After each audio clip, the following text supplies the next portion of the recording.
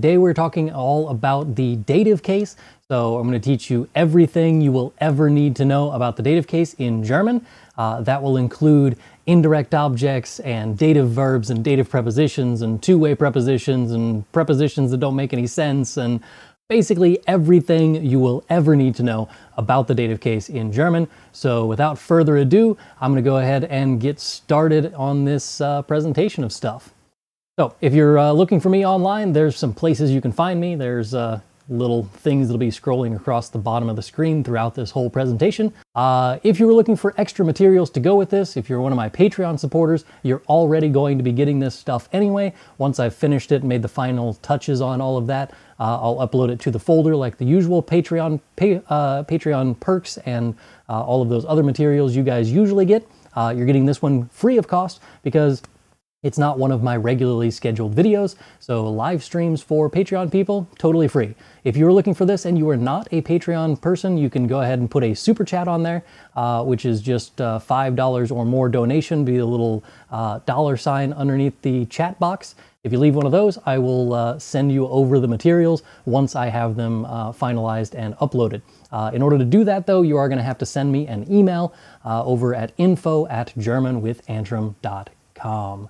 So, those are for the extra materials that go with this. Today's topics for this presentation, we're going to do a quick review of the accusative case. So, from the last presentation, I taught you everything you will ever need to know about the accusative case. So, in this case, we're talking about the dative one, so we need to first figure out the accusative. Then we have to talk about what is an indirect object, so some grammar jargon that has to get out of the way. Then we talk about definite articles, indefinite articles, and then just adjectives that are after those things and adjectives that are after things that are not those things. We have some dative prepositions, we have weak nouns, personal pronouns, and some word order stuff that goes with that. Reflexive pronouns in the dative case, of course. Actions directed at people, which won't make a whole lot of sense until you actually get into this presentation. Dative verbs, which are verbs that require the dative case. Then we have special dative constructions, so things that require the dative case for no real logical reason. And then we have two-way prepositions, which I'm going to simplify for the purposes of this video. We're going to be talking about how to use them with the dative case. And verbs with what a lot of people call fixed prepositions, but I wouldn't necessarily call actually fixed prepositions, but more like prepositions that are commonly used with a particular verb. At any rate, throughout this video, I'll be using a color code that is the same as what I used in the previous video, but this is kind of to get you acclimated to the system. We have nominative case is always going to be in red, the green will always be accusative, the blue will be dative, and the genitive or the genitive will be in purple if that ever shows up in the presentation. The chart order, anytime that I have a chart, I didn't bother putting the top line on most of them, but that is masculine, feminine, neuter, and plural for the order of things that will show up. For those of you who were here for the last video with the live lessons that I did, this will be pretty easy stuff, but the accusative case is generally used for direct objects. That's something that is being acted upon by the subject of the sentence. So if I throw something, bite something, kick something, buy something, sell something, that something is accusative. Accusative case is also used with certain prepositions. It's also used with specific time.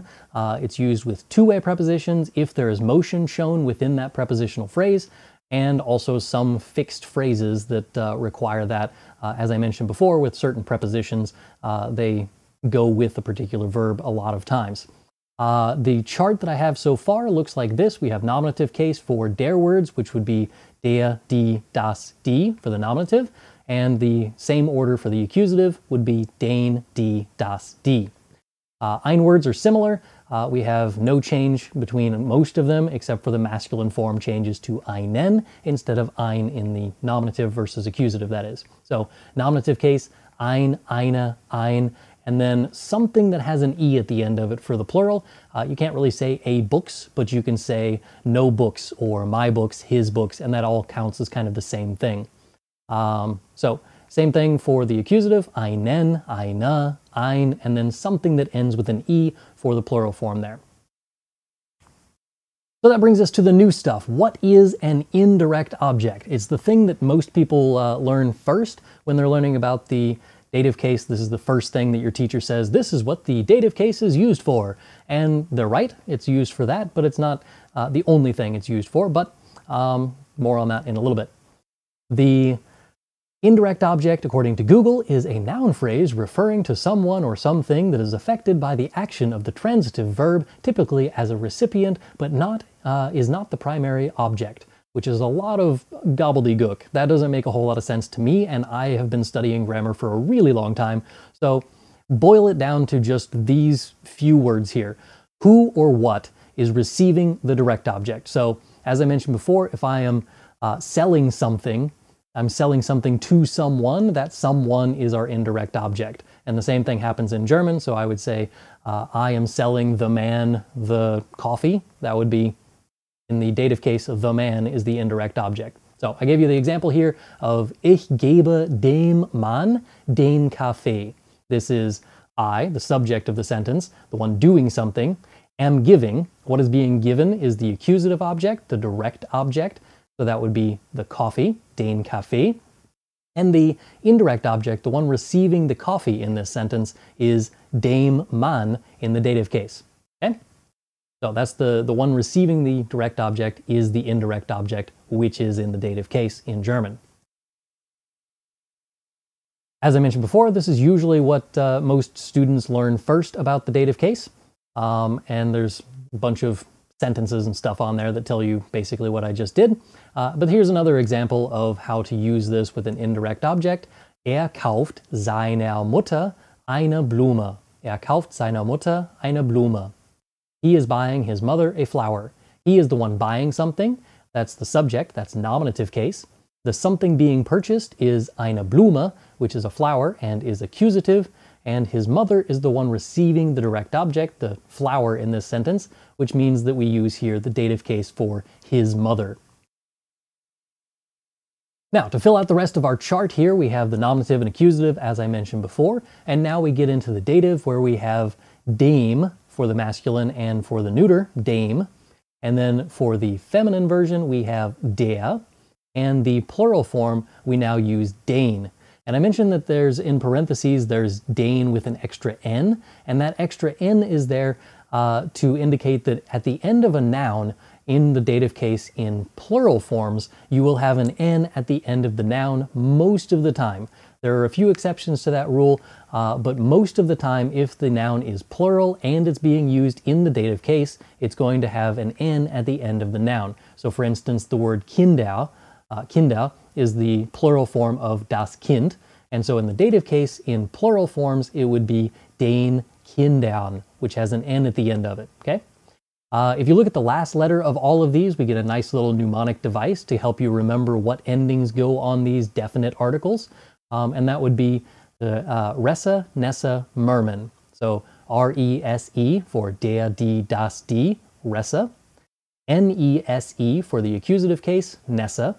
And for the dative, we now have Merman, which would be like a male mermaid, or some people say Mr. Man or Mormon or something along those lines, where it's M-R-M-N. So whatever you use to remember those letters in that order, that's the words for the in German. Now, these words are not just the words for the, these are also the words that you use for demonstrative and relative pronouns. The only exception is the dative one. Instead of being den, you now have denen, which is up there at the top, when it's used as a pronoun, whether that be a demonstrative pronoun or a relative pronoun, it's still going to be denen for the dative plural. I mentioned in the previous video about the accusative case that there are also words that act like definite articles. They're not technically definite articles because those are words for the, but these are words like dieser, which is this, or jeder, every, manche, which are some, solche, which are such or that kind of, welche, which is which, and alle, which are all. These words kind of function as the same thing as a definite article, and so they take the same ending. So I use the two charts over the top of each other so that you can see each one. We have R-E-S-E, N-E-S-E, MRMN, again, for the endings for all of our cases. So if you're into charts, those are your charts that you're going to need for the definite articles or things that act like definite articles. So now we have some examples here using indefinite articles or definite articles, that is, with indirect objects. There we go, get my terminology right. We have der Arzt, which is the doctor. Der Arzt gibt dem Patienten den Zettel. The doctor gives the patient the slip of paper. These are all masculine nouns, so we go from nominative case, der Arzt. Then we have the accusative case, den Zettel, as the thing being given, and the one receiving that thing being given is dative, dem Patienten. You may notice that there's an en at the end of the word Patienten, and that's because it's a weak noun, which will come up here at the later point in this presentation when we talk about nouns that take an en for no apparent reason other than they're not in the nominative case and they require that extra n or en. Patienten is one of those, in this case, dem Patienten, because it's dative. Die Schülerin sagt der Lehrerin die Antwort. The student tells the teacher the answer. All of these again are feminine, so we have die Schülerin, female student. She's the one saying something. The something being said is the answer, die Antwort, that's accusative, and the one receiving the answer from the student is der Lehrerin, which makes her the indirect object and the dative case. So, der Lehrerin instead of normally would be die Lehrerin, but dative case requires der instead. Next example is all neuter, so das Mädchen gibt dem Pferd das Heu. The girl gives the horse the hay. Das Mädchen in the nominative case, and then in the accusative case, das stays das, so we have the thing being given, das Heu, and the one that is receiving the hay is dem Pferd, because that's the indirect object, that's dative, and therefore dem Pferd. Last one is all plural, so we have die Eltern zeigen den Kindern die Spielzeuge. Starts off with the parents, die Eltern, that's nominative case, the one showing something. The something that is being shown is die Spielzeuge, which is plural as well, so we still use die for that. And in the dative case, we have the people in this case receiving the toys or being shown the toys. They're indirectly receiving the toys, that is. Den Kindern is the indirect object and is dative den. Also notice the n at the end of the word Kinder. That's because we have here the dative plural, which requires that n at the end of the noun. Now, if we take it one step further, we now have adjective endings after these articles. So this is after any of these der words like der, die, das, dem, die, dum, dib, dib, dib, all of those things, the definite articles. Normally speaking, if you have all of these things, we have the nominative singular forms all take an E. In the accusative, almost all of them take an E, so we have 2 out of 3 of the singular forms take an E, that's feminine and neuter, and the accusative masculine changes from an E to an EN.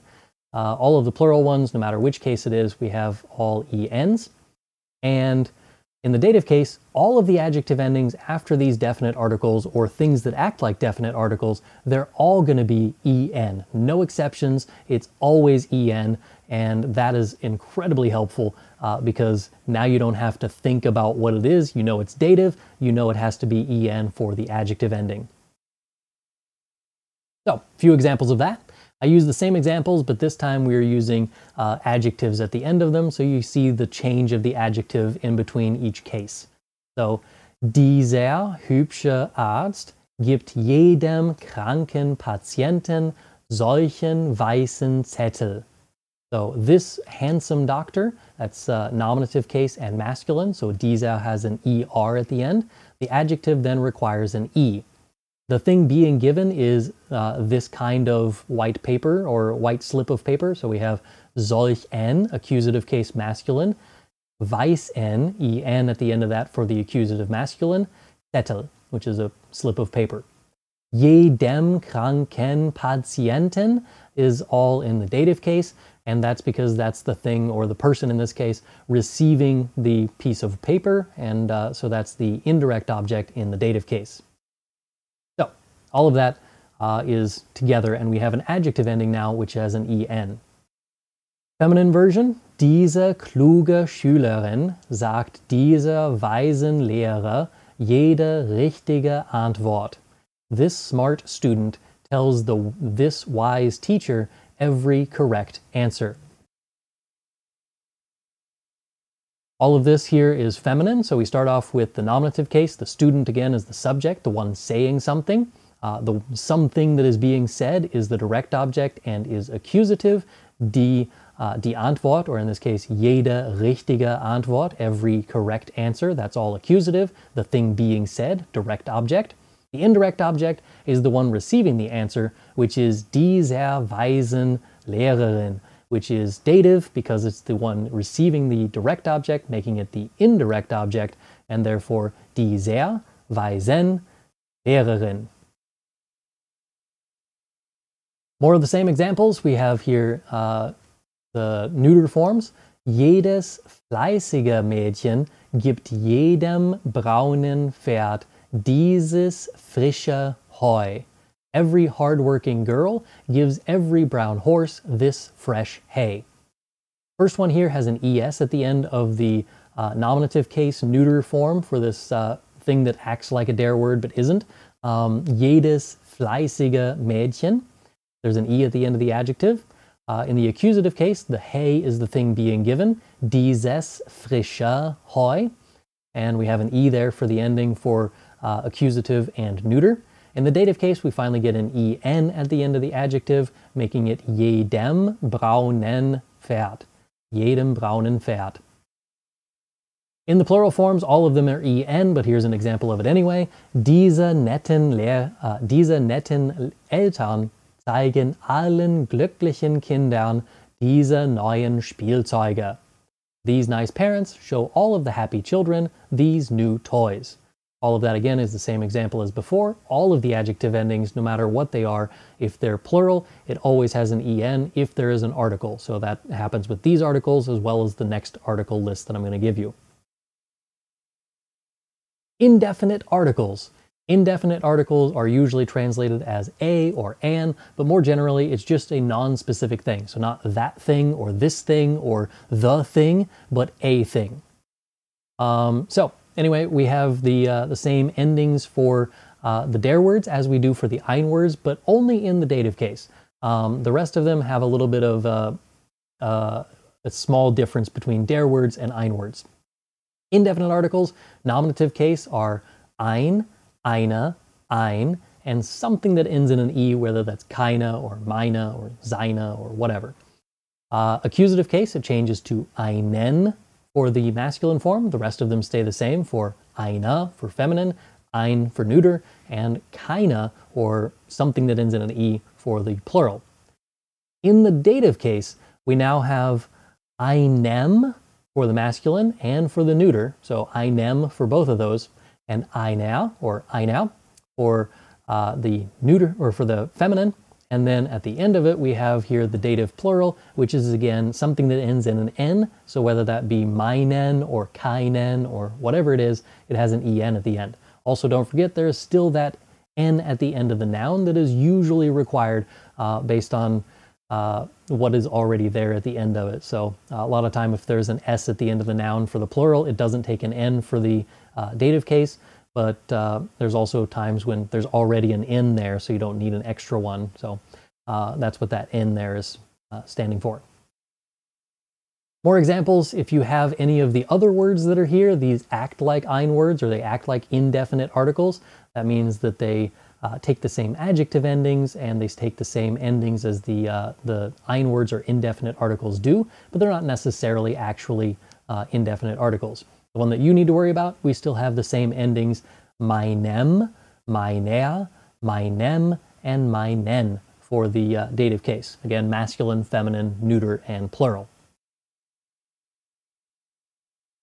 If you add adjective endings in here, the nominative and accusative change ever so slightly in that the masculine form for nominative is now no longer der dumme Mann. It's now ein dummer Mann. It has an ER at the end of it, okay? Same thing happens with the neuter form. We now have, instead of das fleißige Mädchen, we now have ein fleißiges Mädchen. Now, that doesn't matter to you in the dative case. If you're learning the dative case today with me, those endings are all, again, en for any of them, no matter what the article is in front of them. But if you're looking for the rest of the adjective endings, that's what they look like there. Ein dummer Mann, einen dummen Mann, einem dummen Mann. So, anyway, follow that wonderful chart there for those endings. It's similar to the other one, but slightly different in the nominative and accusative cases.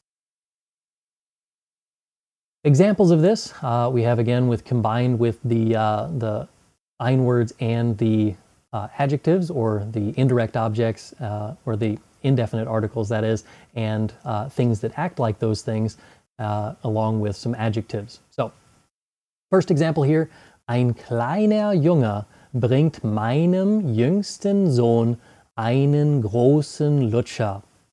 A small boy brings my youngest son a large lollipop. Ein kleiner Junge has no ending on the ein word, but an ER at the end of the adjective because it's nominative and masculine. The accusative thing, the thing being brought in this sentence, is einen großen Lutscher. Einen großen Lutscher is the masculine form. Everything gets an en for the accusative masculine there. The person to whom the sucker or lollipop is being brought is meinem jüngsten Sohn, which is dative case here. So that's the indirect object again.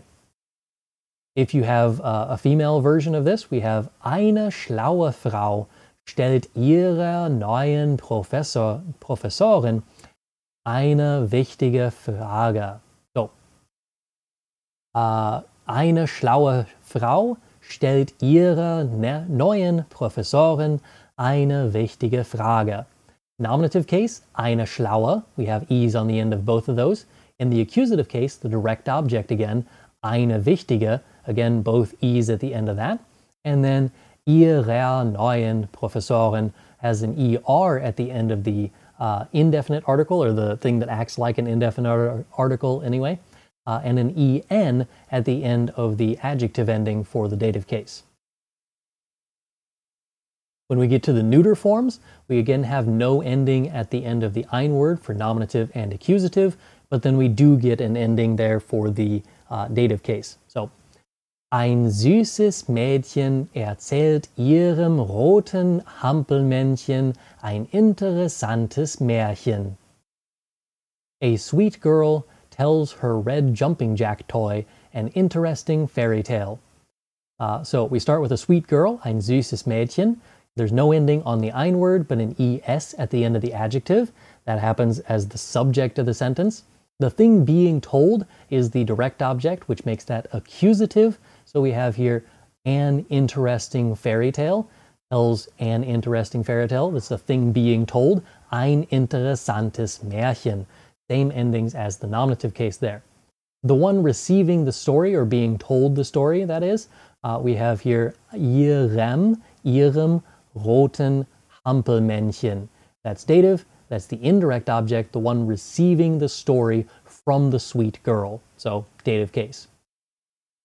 Last example, this one is plural, so we have meine tollen Lehrer bringen meinen klügen Mitschülern ihre eigenen Kenntnisse bei. Beibringen is to teach, so we have that by at the end there for the verb still. But the nominative case, and all of the cases for that matter, there is an en at the end of the adjective ending. So we have tollen, klugen, and eigenen. All of them have an en at the end because they are plural. In the nominative and accusative, we have an e at the end of our article, so we have meine and ihre. And in the dative case, we now have meinen for our article for the plural. You'll also notice that we added an extra n to the end of the noun Schüler, because now we have here mit Schülern as the dative case.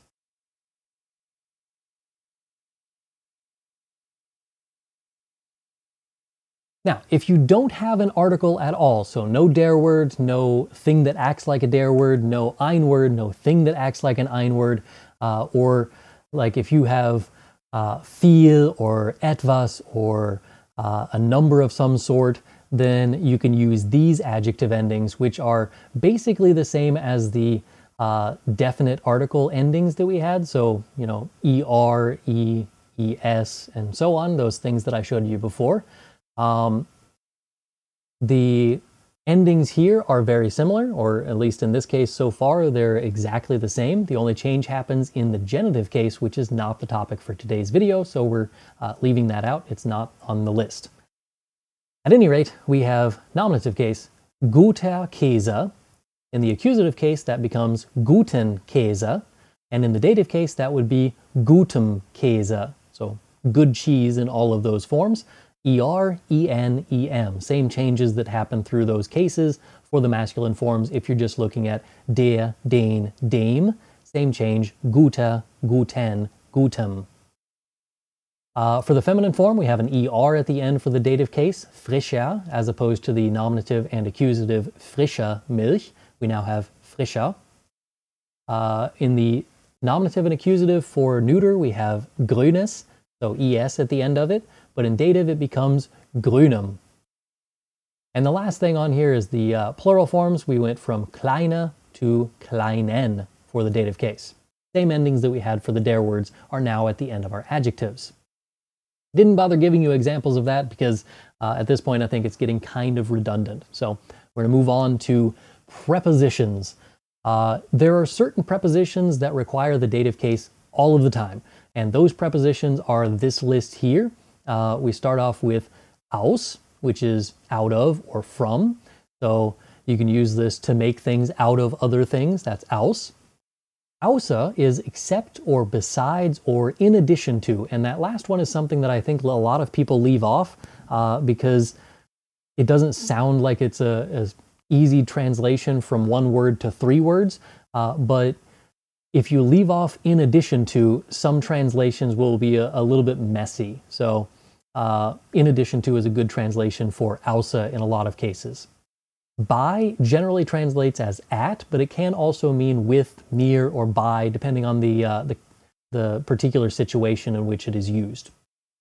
Mit is always with, so no change there. It's very simple. It's exactly like the English. Nach means after. It can mean to or towards as well, and this is used for like to a particular city. It could be like to a country or something larger than even a city. So cities or larger is usually what nach is used for. It's also used in the phrase nach Hause, in going home. Seit is since, or it can be used as for a particular time. So a lot of English speakers will say für and then a particular part of time, but you don't really mean that. You generally mean seit instead. So avoid using für with time because it's just not right. Von is the other from. So the reason I mentioned that aus means out of as opposed to just from is because aus requires you to have been in something to begin with, and then you are out of that now. So that's the reason that whenever you say you are from a particular city, you say ich komme aus, I come from, but you're saying I come out of that place because I used to live in that place. Now I am out of it. So that's the difference between aus and von.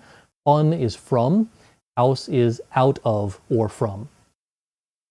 Zu is to or towards if you're using it for things that are like inside of a city or smaller things. So zur Bank, zu der Bank, that's to the bank, or zu der Post, like to the post office.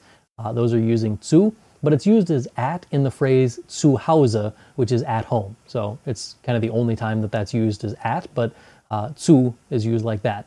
You can use it for at in other instances if you're using it like you're throwing something at someone, but you also mean to in that instance. So yeah, it's still zu. And the last one a lot of people skip over is gegenüber, and that's across from. You'll notice that the rest of my list is in alphabetical order, and then I have gegenüber just kind of out there on its own outside of the alphabetical listing. And the reason behind that is relatively simple. Gegenüber is complicated and a bit weird, and therefore it's at the end there, and that makes it so that I can more easily talk about the weirdness of Gegenüber at the end of all of these prepositions.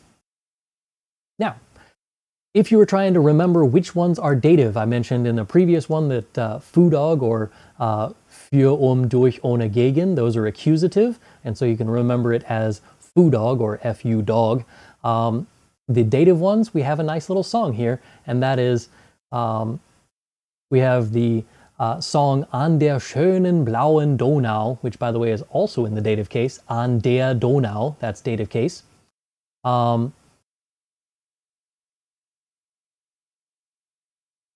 So whenever we sing this song, we can sing this using the tune of da na na na na da da da da da na na na na da da da da. So we have aus außer bei mit aus außer bei mit nach seit von zu aus außer bei mit nach seit von zu. And then if you wanted to throw Gegenüber in there, you could be like aus außer bei mit nach seit von zu gegenüber gegenüber gegenüber. At any rate, that's a song that goes with it. It's the Danube Waltz, or An der schönen blauen Donau, and it's a waltz, so that's where that's at.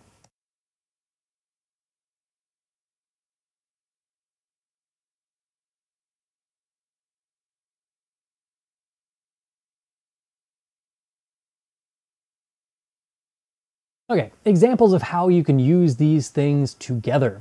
We have here dative prepositions in sentences now. And again, I've labeled all of the case stuff. I also moved a lot of my prepositions to the beginning of the sentence, mostly just so that I can draw attention to them whenever I'm talking about them. But first one on here is using aus. Aus frischem Käse macht man den besten Käsetoast. From fresh cheese, one makes the best grilled cheese. Here we have aus, which is dative, cheese, which is a masculine noun, so we use here frischem Käse for the dative case. Also, I use these examples because I didn't give you examples earlier of the non-preceded adjectives. Now I'm giving you those examples. That's kind of the reason I left it out earlier. So anyway, dative case there for em ending on your adjective. That's because of aus. Außer frischer Milch brauchen wir auch noch Kekse. Besides fresh milk, we also need cookies. So in addition to fresh milk, besides that, we have er at the end of our adjective because this is dative and feminine. Bei kritischer Würdigung können wir das Ergebnis voraussagen. With critical assessment, we can predict the outcome.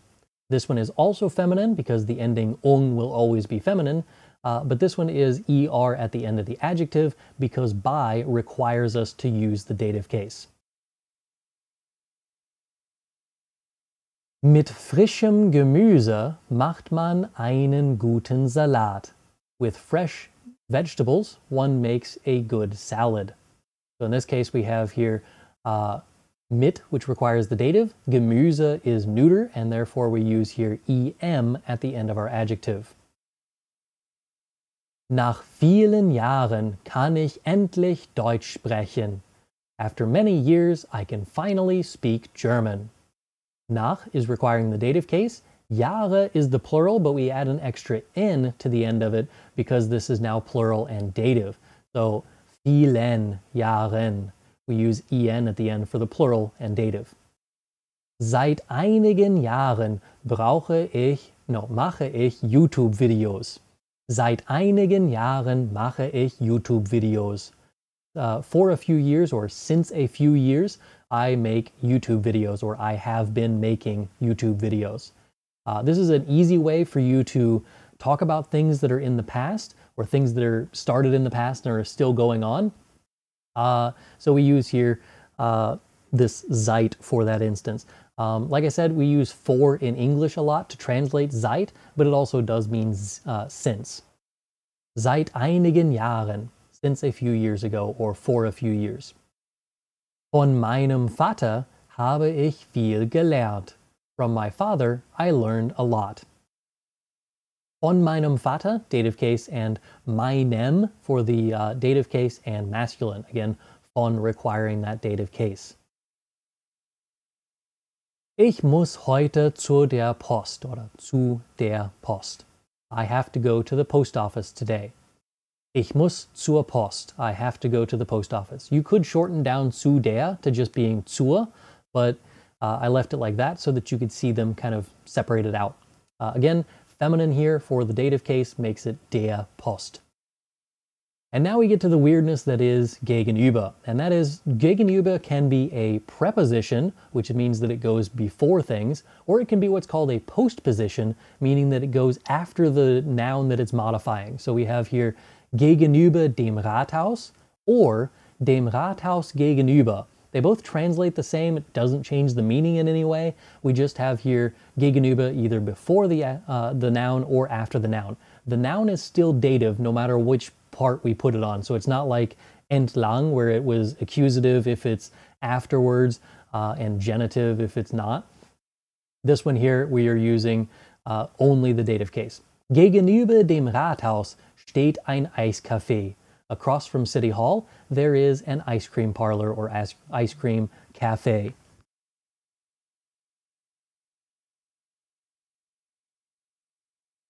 Some nouns require an N or an EN in any case that is not nominative, and obviously that includes the dative case. I mentioned this in my previous presentation about the accusative case.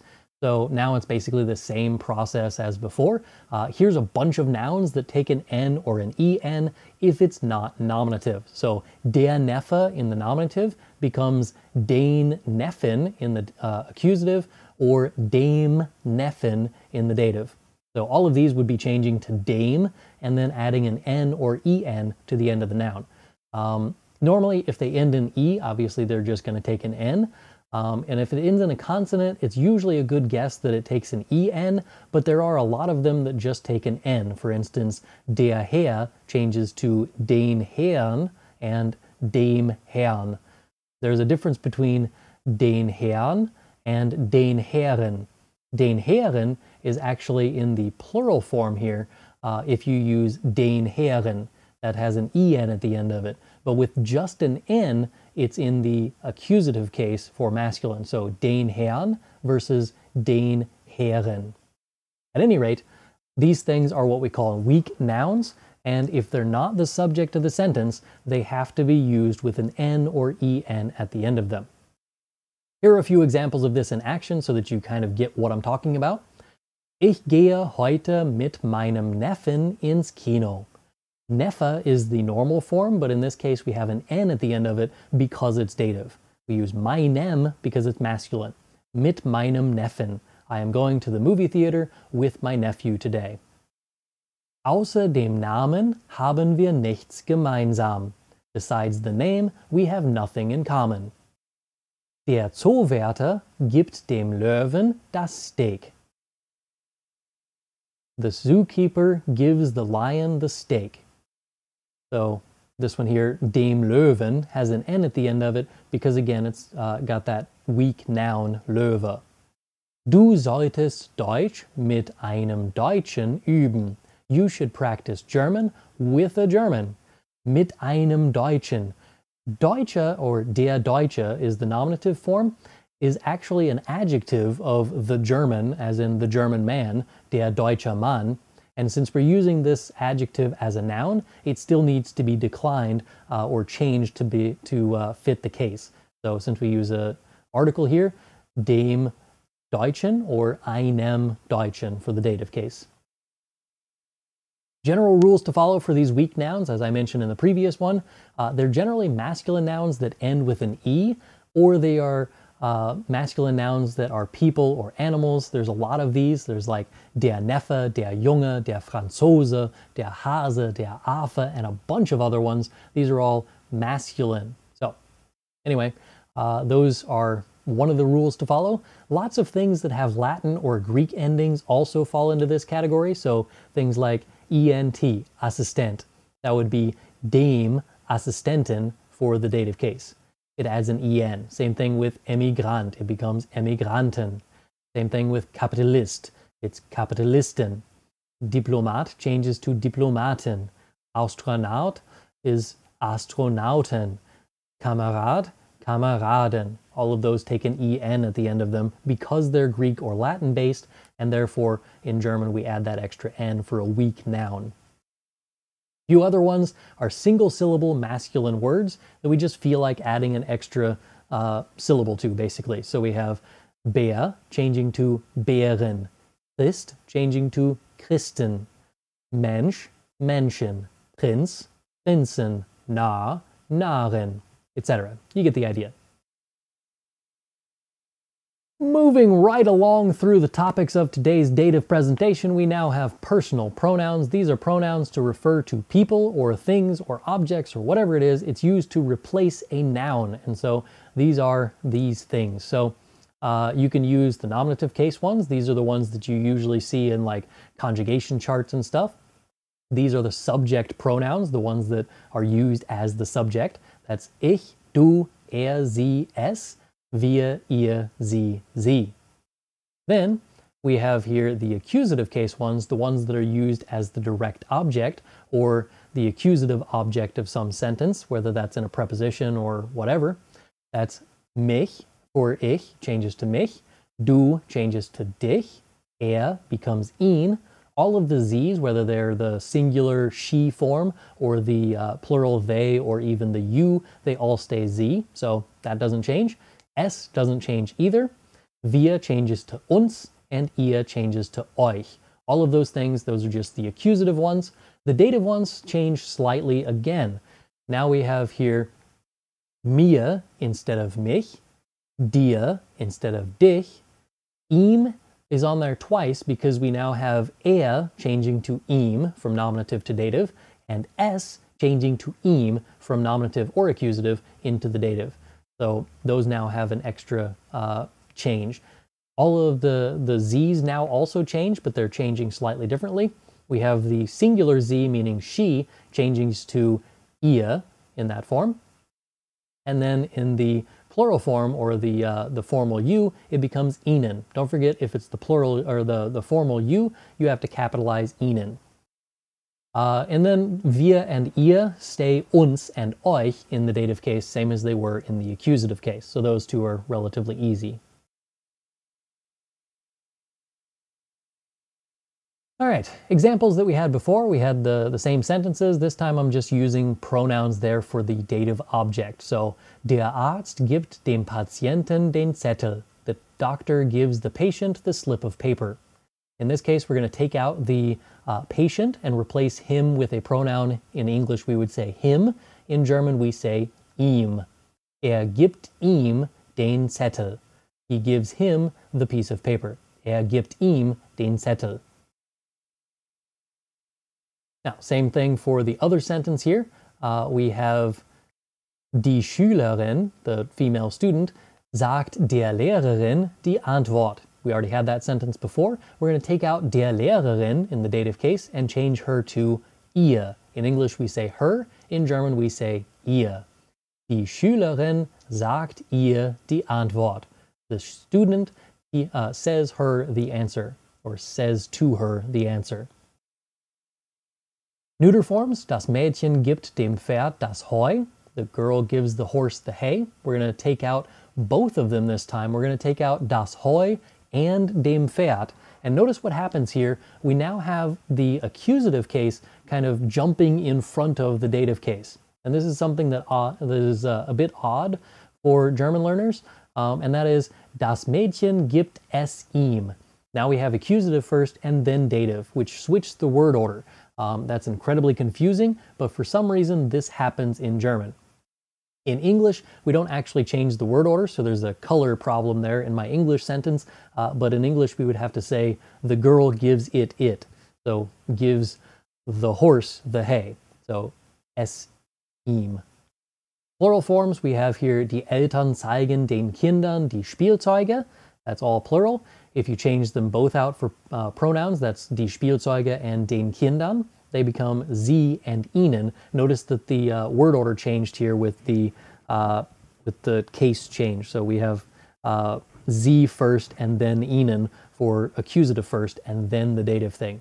Die Eltern zeigen Sie Ihnen. Accusative first, then dative. Now, how does all of that word order stuff work? What happens? What do we do? How do we understand it? If there is not a pronoun for either the accusative object or the dative object, that's the direct object or the indirect object, if neither of them are pronouns, we have to use here the dative one first.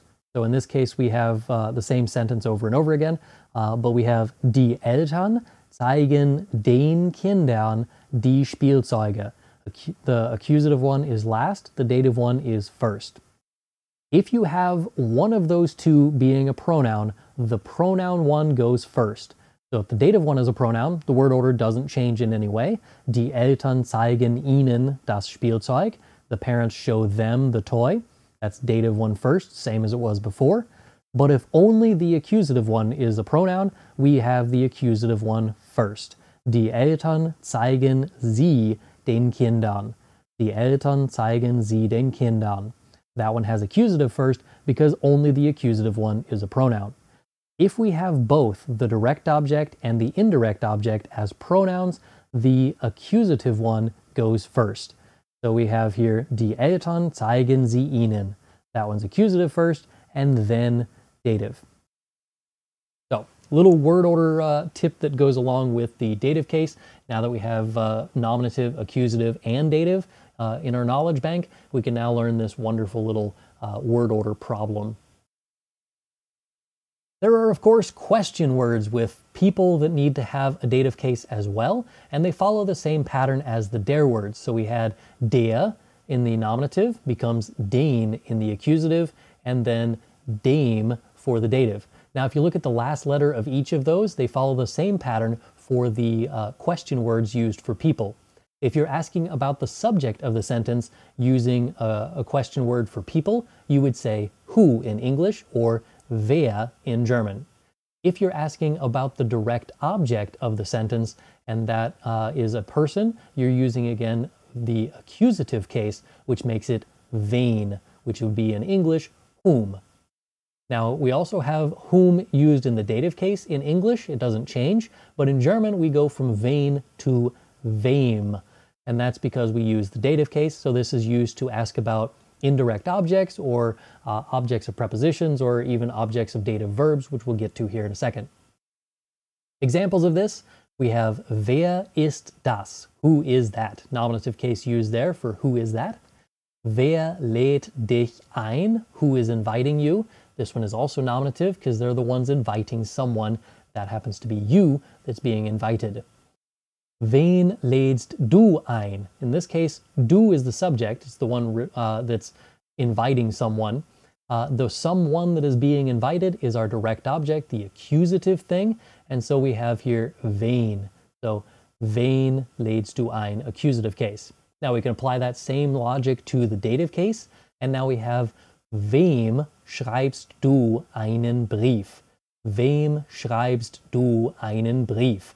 That happens to be here the dative case because the brief, or the letter, is the thing being written. That's accusative. You were the one writing that thing. That's nominative. The only case we have left then is the dative case, the one receiving the direct object. That's wem, dative case.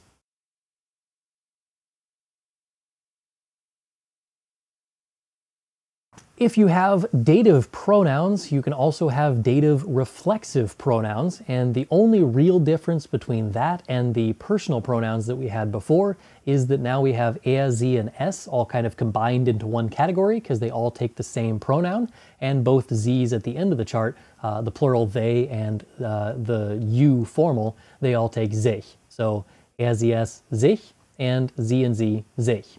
Otherwise, the pronouns are the same as they were for the personal pronouns that we had in the other one. Now, if you are using a reflexive pronoun, it's because the subject and the object are the same thing or the same person. So that's why we use them to begin with. And if we have here the direct object as our reflexive, that's accusative. But if the direct object is already there as something else, our reflexive becomes the indirect object and therefore has to be here has to be used with the dative case. So that's when it becomes mir or dir. For the most part, you don't really care if it's if it's accusative or dative because they're the same for both cases. But for mir and dir, they're not, and so then it sometimes matters. Examples of how to use this. If it's not using a direct object already in the sentence somewhere, that direct object is mich, or in this case, the reflexive is mich, accusative case. Ich rasiere mich. I am shaving myself.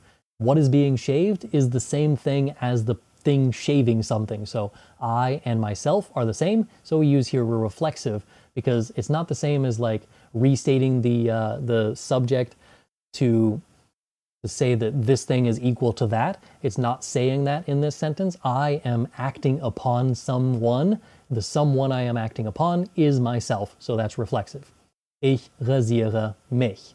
I am shaving myself. If you are shaving a particular body part, then you would need to use here the dative case because the body part will then take over the accusative case. So this is kind of confusing to English speakers because we would never say this. So we have here, ich rasiere mir die Beine. Ich rasiere mir die Beine. I am shaving my legs in English, but we would say, like literally translated, I am shaving myself the legs, which doesn't make a whole lot of sense in English, but that's the change that we're talking about here.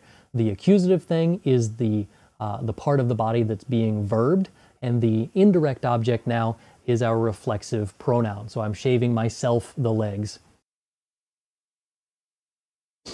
More examples of this, just to show you what it looks like. Ich putze mir die Zähne. I'm brushing myself the teeth, or I am brushing my teeth. Wasch dir die Hände. Wash your hands. Your is the reflexive here, so dir, die Hände, dative case. Kämmt sich die Haare.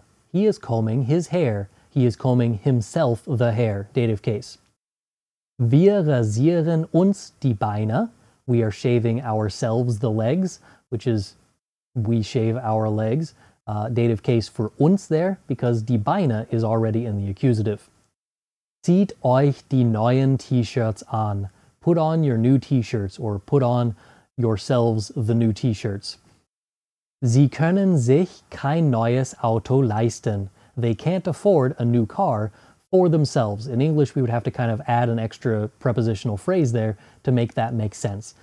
They can't afford themselves a new car is what it's kind of saying in German. Sie können sich kein neues Auto leisten.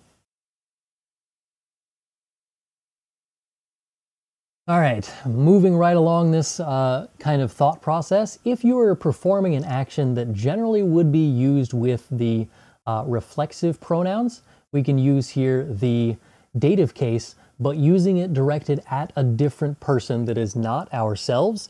We have here the form that we need is in the dative case still. So you can brush someone else's teeth. I do it every morning. I brush my son's teeth, which is what that first sentence is. Ich putze meinem Sohn die Zähne. If you were to say that as a normal reflexive, it would be Ich putze mir die Zähne. I'm brushing myself the teeth, but I'm not brushing my own teeth. I'm brushing his teeth, and therefore Ich putze meinem Sohn die Zähne. So again, it's still an indirect object, and it still functions like a normal indirect object, but this is sometimes confusing, so I bring it up here whenever we talk about the reflexive pronouns, because you're not always washing yourself. You're not always combing your own hair. So you have these instances where this would be necessary. Wäscht seiner Tochter die Hände. He washes his daughter's hands, or he washes his daughter the hands. Kämmt dem Mann die Haare. He combs the man's hair.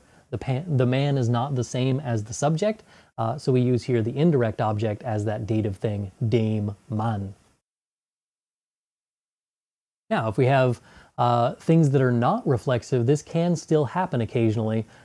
If you're hitting someone on the head, you still use the dative case here because this is an action directed at a person. And this happens kind of rare, but it does happen. So, sie haut ihm, dative case pronoun there, auf den Kopf. She hits him on the head.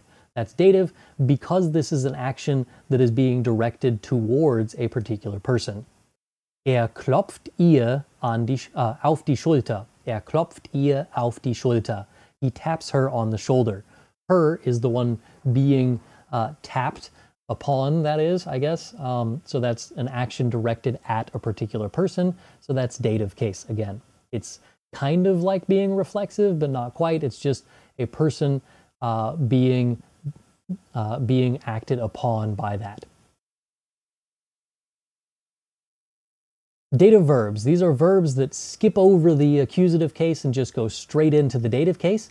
This happens quite a lot, actually. It's usually used with people, but doesn't have to be used with people, and I'll get to some examples here in a little bit of when that's not used with a person. But first examples I have here, the verb helfen is a dative verb. It requires a dative object, and so it's generally used to help people, but you can obviously help animals, and so that's still dative there. Mein Bruder hilft unseren Eltern mit der Hausreinigung. We got a lot of dative there at the end of the sentence. One part is just mit der Hausreinigung. That's because of the preposition mit. The other one is because of the dative verb helfen. Helfen requires us to use unseren Eltern, dative case and plural, which is why we have unseren as opposed to just unserer or unsere, that is. T-shirt in the next one is the verb passen. Passen is also dative, and it means to fit. So if something fits someone, we have das T-Shirt passt dem Mann nicht. Das T-Shirt passt dem Mann, dative case there, because the verb passen requires that dative object. More examples, we have the verb stehen. Stehen is usually an intransitive verb. It means to stand, but if you're using it with an object, it's because it's being used as it looks like something on someone, or it looks a particular way on someone. So, die Fliege steht dir gut. The bow tie looks good on you. Yes, that's of course the sentence that you need to know. So, die Fliege steht dir gut. The bow tie looks good on you. In this case, we have to say in English on you or to you or something along those lines. That's in English, we have to do that a lot with the dative case. In German, it's just skipping over those prepositions and using it straight with the verb. So dir is used here because of the verb stehen. Diese Filme gefallen mir nicht. In English, we would say this as I do not like these films, but in German, the films are the subject, so we have to kind of rephrase this if you're going to get your brain to kind of wrap around what this idea is. If you're familiar with Spanish, this is incredibly easy because the verb gustar does exactly the same thing. So we have like no me gusta. Me in that sentence is that kind of backwards thought process that happens here in the German. Diese Filme gefallen mir nicht. The films are not pleasing to me. And again, I used a preposition to kind of explain what we need to do here, because in English, again, we use a lot of prepositions to kind of avoid the dative case. But the subject here is the thing being liked by the dative object. And that dative object, again, is required because of the verb gefallen. Another weird one. Well, actually, we'll get to a non-weird one first. Der Kunde dankt dem Kellner. So the customer thanks the waiter. The waiter is the one that's receiving the action of the verb danken, which normally would be a direct object, but because we're using a verb like danken, which is a dative verb, we have to use here the dative case, dem Kellner. If we get to the last one here, we get to a weird thing, and that is der Klasse fehlt Klaus heute. Klaus is technically the subject of that sentence, even though the dative object comes first. It looks like it's nominative. It's definitely not, because die Klasse is nominative. Der Klasse is the dative case. So der Klasse fehlt Klaus heute, which is the class is missing Klaus, but the class is dative. So it's like Klaus is absent from the class, and in English, again, we would use from the class because a prepositional phrase is used to kind of make logical sense out of these German sentences that require dative for no apparent reason. Now, some common verbs that you will see that use this dative object or spring over the accusative case for a dative object. verbs like antworten. And be careful with the verb antworten, because if you're answering a person, that's dative. Ich antworte dir, I answer you. That's dative. But beantworten with the be at the beginning, that's a non-separable prefix or an inseparable prefix. That uses the accusative and is used to answer like questions. So beantworte diese Frage, answer these questions. It's used in a lot of worksheets and stuff. So be careful with the verb antworten because it can be accusative with beantworten. But then we have verbs that are always dative. We have danken, gefallen, gehören, glauben, gratulieren, helfen, passen, and schmecken. All of those require the dative case, except, of course, when they don't. But we'll get to those here in a second as well, of examples of when they don't take dative. But for the most part, most of the time, these verbs will require some sort of dative thing. Now, for an example of when this does not happen, under rare circumstances, the verbs that are usually classified as dative verbs will require an accusative object if the object is not a person. And the reasoning behind this is because we're technically just skipping over the indirect object. So here's an example of what this does so that I kind of understand what you're talking about. Ich glaube dir nicht. I don't believe you. That's dative case. Dir is the one not being believed, and so we use here dative. Now, if you kind of flesh out the rest of this sentence, you would end up with Ich glaube dir deine Geschichte nicht. I don't believe you your story, if you want to translate directly, but you would have I don't believe the story from you. That's dir deine Geschichte. Now, I mention this because we have an indirect object in that sentence, which is why glauben uses the dative case there, but we still have a direct object that is accusative because that's the direct object, and direct objects are usually accusative. Now, if you take out the indirect object, you can say, Ich glaube deine Geschichte nicht, which means I don't believe your story. And the distinction between the first one, Ich glaube dir nicht, and Ich glaube deine Geschichte nicht, is I believe you not, I don't believe you, as in you're the source of the disbelief. And in the other one, Ich glaube deine Geschichte nicht, the source of the problem is your story. Your story is the thing I don't believe, but generally I believe you. I think that you are a trustworthy, honest person, but I don't believe the story that you are telling me. So Ich glaube deine Geschichte nicht uses that accusative case because we kind of got rid of the dative object there to kind of draw attention to the place from which the disbelief comes from. More examples of when this happens, we have the verb verzeihen, which is usually used with the dative case. It means to forgive. So verzeiht mir nicht, he does not forgive me.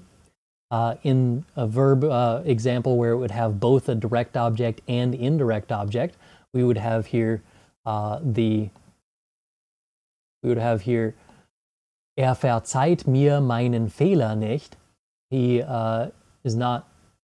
does not forgive me my mistake, if you translate directly, or he does not forgive my mistake to me, for me, something along those lines. If you take out the indirect object and you just say, he does not forgive my mistake, meaning that, again, the forgiveness is kind of placed upon that mistake. Verzeiht meinen Fehler nicht. He doesn't forgive my mistake. He might forgive me, but it's the mistake that is kind of the hang up there.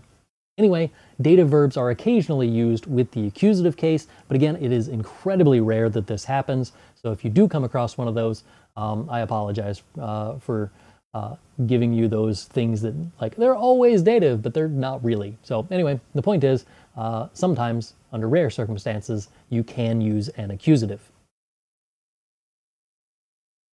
More dative verbs. So there's also certain prefixes that require some sort of dative thing. And we have ent is one of those prefixes. He couldn't avoid his fate. His fate is the thing being avoided in that sentence. So it should be in the accusative case. It's supposed to be the direct object that's accusative.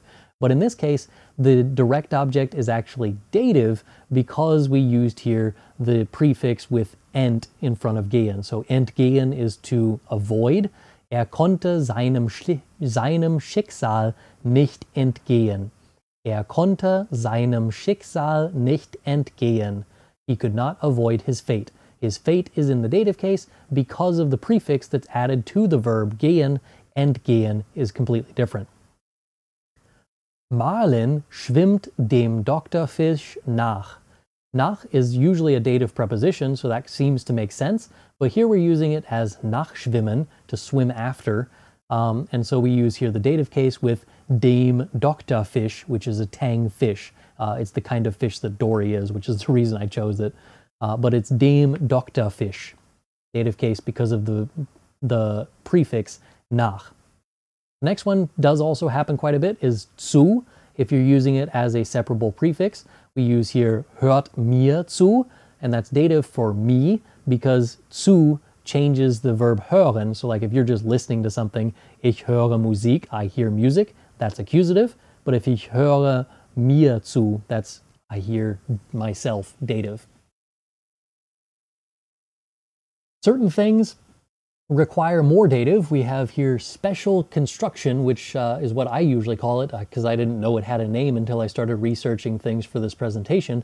But apparently it has a name. It's called dative of interest, meaning that it kind of shifts the focus from the subject of the sentence to the object. So instead of like I'm cold, it's not about me, it's about the surroundings of me, which is why we use here in German the dative case. It is to me cold, or it's cold to me.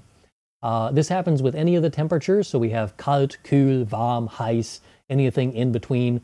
All of those are going to use the dative case with es ist mir kalt, or kühl, or warm, or heiß, or whatever it is. All of those are using the dative. If you remove the s, it's still using the dative case, which is kind of confusing to some, but you would use here ihm ist kalt. He is cold, meaning it is cold to him, the temperature is cold. So ihm ist kalt. Now if you made the mistake of using this with the nominative case as the subject of the sentence, er ist kalt, he is cold, the translation in English is the same, but it actually means like he shows little emotion, he is aloof, he is emotionally unavailable.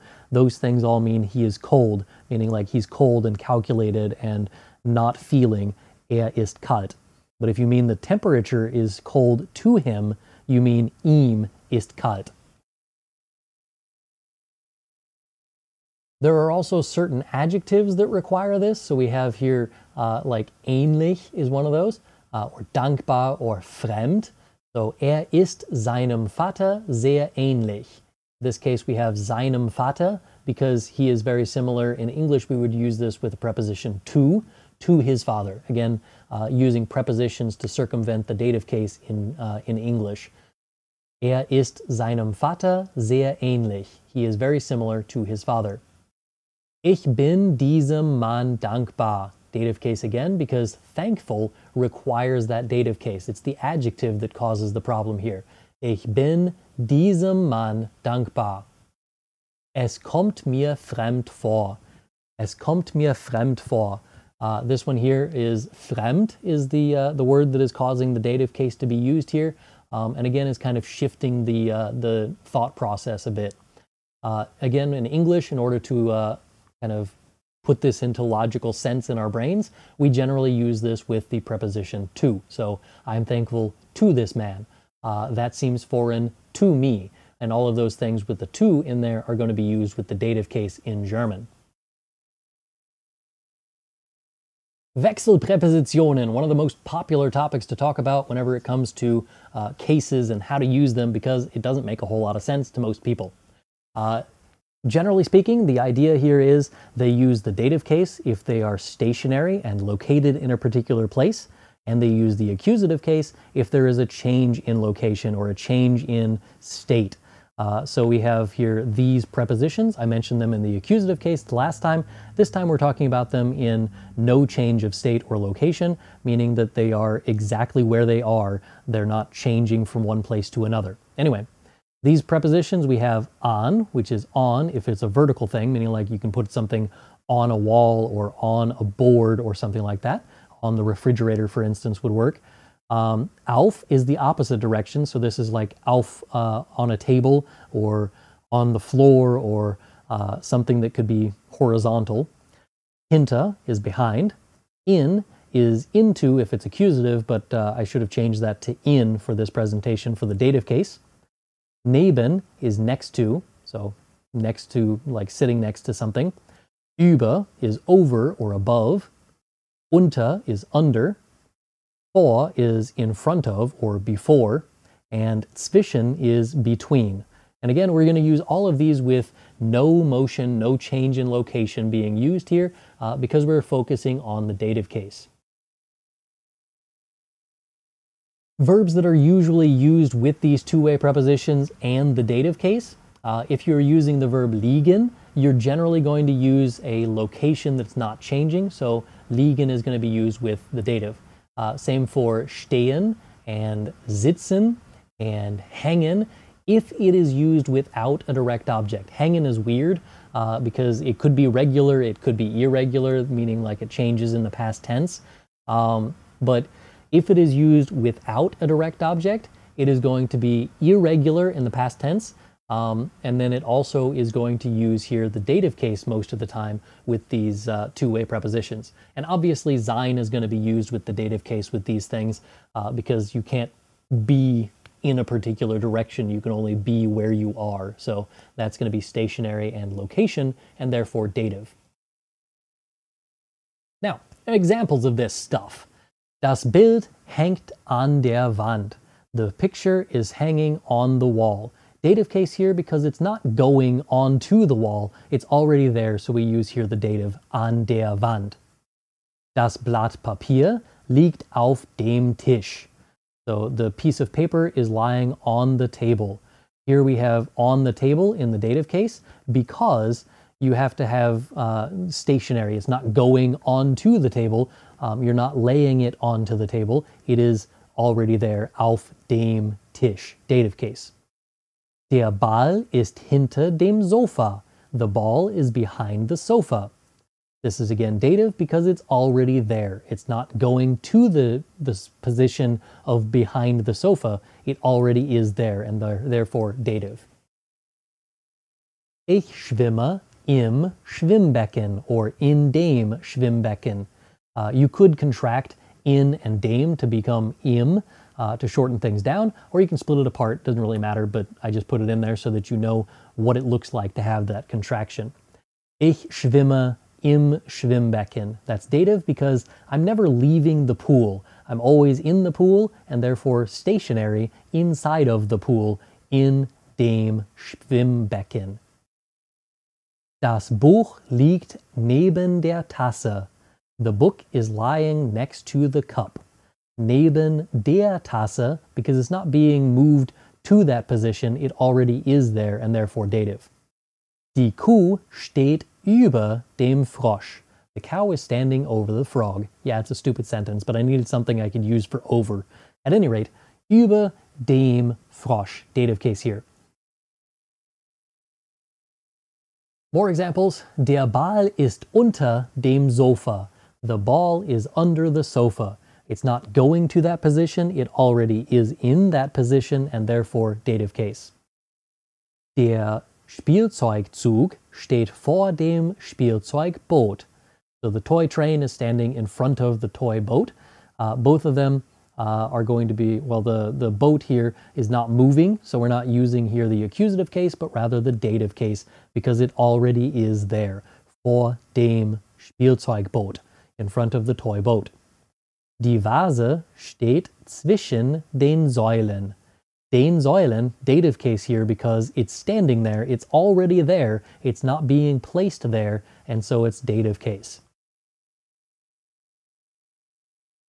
Now, there are things that people call fixed prepositions. They're not really fixed. They're not stuck there all the time. You don't have to use them with these prepositions, but they are often used with certain prepositions. So certain verbs are used a lot with particular preposition.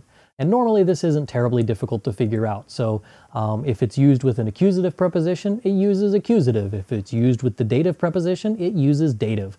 So that's what's happening here with aus. We have ein Leben besteht aus vielen kleinen Momenten. So a life consists of a lot of little moments or small moments. This is dative because aus is always dative. That's not difficult stuff to figure out. Seine Frau bleibt immer noch bei ihm.